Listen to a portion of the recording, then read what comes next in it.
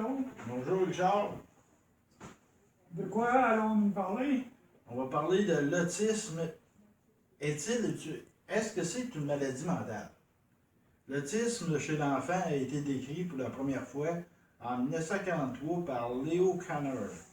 Bien qu'aujourd'hui on considère qu'il existe plusieurs formes d'autisme, au départ, cette pathologie a été isolée au sein des psychoses infantiles.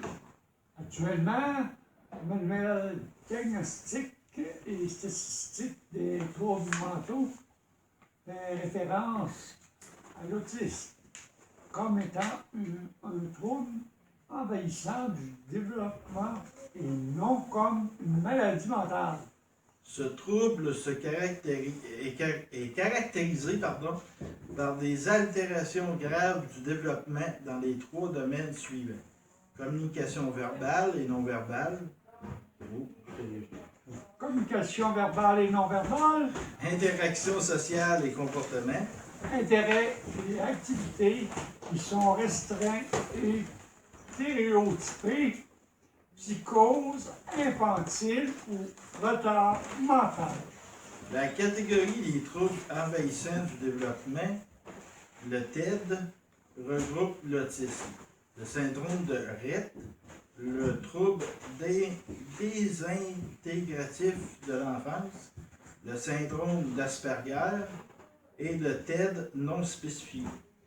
Ces troubles sont généralement associés à un retard mental. D'ailleurs, il s'agit d'un des critères qui a fait en sorte que les TED ne soient plus considérés comme des maladies mentales puisqu'ils affectaient l'intelligence. Il y aurait près de 75% des enfants présentant un trouble autistique qui souffriraient aussi d'un retard mental de sévérité moyenne. En fait, avant 1981, les troubles mentionnés ci-dessous faisaient partie des psychoses infantiles. Mon enfant a-t-il un TED? De manière générale, les TED sont diagnostiqués vers l'âge de 3 ans. TED peut se voir comme suit: incapacité à se laisser câliner, indifférence ou avération envers les marques d'affection ou les contacts physiques. Absence de contact visuel, absence de mimique ou sourire dirigé vers autrui et absence d'une réponse à la voix des parents. Voilà. Merci. Merci.